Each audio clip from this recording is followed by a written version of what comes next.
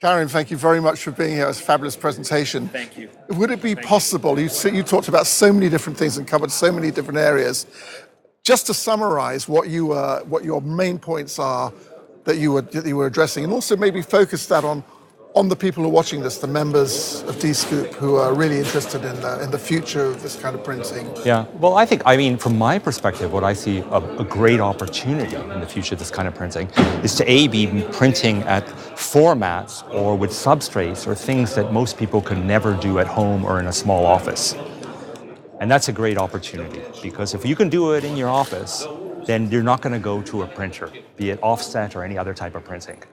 So I think that that's one great opportunity. The other thing I was talking about is the fact that because, for example, with the HP printer that I have, the amount of substrates and things and materials I can run through them, that kind of level of experimentation opens up doors for a plethora of creatives, be they in the applied arts, architects, fashion designers, interior decorators, digital painters.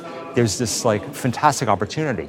Thirdly, the whole world is moving right brain, meaning, and there's many books written about this subject, but how every business, the only really what they call brand differentiator anymore is this thing called design. So what's happening is every business is having to consider and think creatively and think design too. So with that said, then you think, well, okay, if I'm in this business and I'm doing large format printing or printing in general with latex printers or others, where can I grow my business? And the place to grow the business, obviously, is with all these interior designers and all these creative people. I mean, it's fantastic business there. Photographers, digital photographers, all this thing that's kind of going on.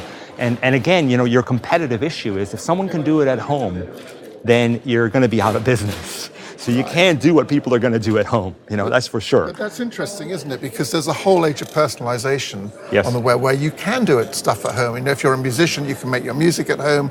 If you can do a lot at home now. Yes. So how do you drive that? I guess what I mean is that at some point, if you're going to make it physical, music is immaterial. At the end of the day, a curtain, a wallpaper, a piece of clothing, a carpet, a tile, that's all physical. So if you're going to make it physical, you have to then go to some person who has the technology to make it tangible, yes, to manifest it, whatever you need. So the idea of manipulating at home is fantastic. And what it is, again, it's empowering the individual to be creative. And that's what we're all doing. And a good example of this, I'm making music. I'm releasing a CD on iTunes soon, in a couple of weeks.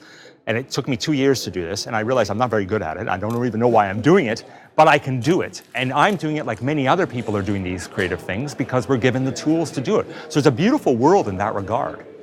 At the end of the day, still, if I design a chair, I need an injection molding machine to make a chair. If I design a carpet, I need the company who can actually print and produce or jacquard weave the carpet. At the same time, if I'm designing wallpaper or I'm a photographer showing large format images, or I'm doing, or I'm want to print out curtains, or I want to even print out a temporary fashion show with clothes that are for the moment in latex, I could do it, but I need to go to somebody who has that technology. So are you, with your record, doing what a guy who addressed this audience yesterday said he's going to be giving away the first slot free, he's going to build a social media community and then make the high-value box set, beautifully designed, printed box set, and sell that? Is that what you're doing with your music? How are you applying your own message to your own? Well, I'm a designer, and I design with, I have probably 500-600 companies around the world I've designed with, and I'm firstly an industrial designer, product designer. Secondly, I became interior designer. Now I'm doing architecture, so I'm doing very broad things. I'm doing fashion, all that. How I apply, I guess, is that I use these tools and these things to make almost like the prototypes, to mock stuff up in my office, so I can see it all very quickly. And believe me, because I lived and was brought up in the analog world. So in order to get anything done at that time was so costly, so timely, it was ridiculous. If I wanted to print out a piece of print that big to see what a part of a carpet would look like, I would cost a fortune to go to some place to do it. It used to cost me a fortune to get it done. And then it's not like I could manipulate it within nanoseconds and do another version. I had to almost do once. And when you think about the analog world that way, is things a lot of times are bad because there wasn't the technology to be able to revisit and perfect things like we can now. And you really put it into a good context. You talked about 100,000 years of an analog world, and now we're in this 30 30-year digital world with Right. this the difference of this extra dimension Yes. in it. So could Yes. you just talk a little bit about that, express Well, that? I think what the digital age gave us is that we, as existing as human beings, we have experiences everything. And really that's all life is. So all the material we surround ourselves with, all the things that we do, all the things that we make will outlive probably us. So we're momentary in that regard. So the human experience, I think, is critical. It's critical. The more creative you are, obviously, you put someone in a better environment and they'll be more and more creative, et cetera, right? So with that said, that's the fourth dimension for me, is this kind of human experience. And I always believe that design is about shaping human experience. Design is not just visual. In fact, design, when they say aesthetic, the word aesthetic means feeling. Aesthetic, the etymology of the word, the Greek word, is feeling. It's not visual. What is feeling? Human experience, yes? So we used to design in 2D, and we made our 3D world. So you can kind of tell our whole world's Cartesian, right? It's all flat. It's like those books that you open up, and then you see a 3D, remember those? Yeah, sure. Right. Those are like the world we live in now. Now, you don't open up a book like that. Now you design in 3D, and you'll make a far more experiential and far more interesting world. I think that's just what I was trying to get at, really, is just sort of my creative thinking, is to think differently about the world we live in and to embrace and engage digital tools, because they're the ones that are, let's say, the catalysts or the inspirations to make this better world. You also said that the design is everything is fast, everything is temporary and quick changing and fast changing. Yeah. How does that work against the kind of traditional human values? Human beings cannot bear too much reality, too much change. We can, with technology, have to do it. Those values you're talking about were values that were based on the analog way of thinking. New young generations are not thinking that way anymore. Very young children right now are completely digitally immersed. So there's different values. And like rituals and like traditions, we lose one and we gain a new one. And our values are going to be different. So this notion of holding on to things from history may disappear, meaning that we can respect them and look at them and appreciate them. But in our everyday lives, we won't be striving or looking for this sense of permanency. And I'll give you an example, very easy one. When you bought a car at one time, you kept it for 10, 15 years, and you sat there and washing it and polishing it in the driveway. And there was this kind of like ritual, really, about your investment. Today you buy a car, you don't buy it. You lease it, which means you're borrowing it, which means you don't own it. Just like you lease cloud, you don't own the stuff anymore. You don't own a physical CD, you own MP3 digital music. You don't own a book anymore, you read the book.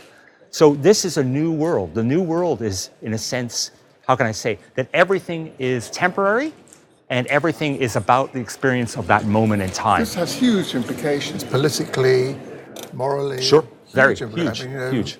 Russell Brand, I don't know if you saw Russell Brand in his, I should get into a thing, but how politics don't work anymore and they don't represent us young people anymore because they don't have that connection. Do you see that as... Yeah, well, I could go on, that's a whole nother lecture actually, but what the thing is that, again, look at 100,000 years of humanity. The majority were suppressed. Creativity was suppressed. Creative people were killed, executed. If you look historically at if you were creative, you were odd. It wasn't about being odd or being different. It was about conformity. Religion was about conformity, right? Rulers and dynasties and, it goes on and on and on. It's all conforming. Digital age comes along, right?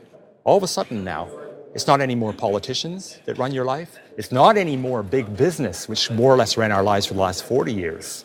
It's the individual runs your life, meaning that you have such individual power and individual expression that if you and I tomorrow, easily, and let's say you and I tomorrow decide that we get around us 500,000 people to, stop buying a certain brand. 100,000 people stop buying a brand. The brand is gone. Absolutely. Like that. I design a hotel. If there's a bunch of bad reviews right away, that hotel is going to collapse. That's the world we live in. So in other words, at that same time said that, then there's no real institution anymore. We know banks have disappeared. Our money is all digital. 70% of the world's money doesn't exist right now. It goes around the world in zeros and ones.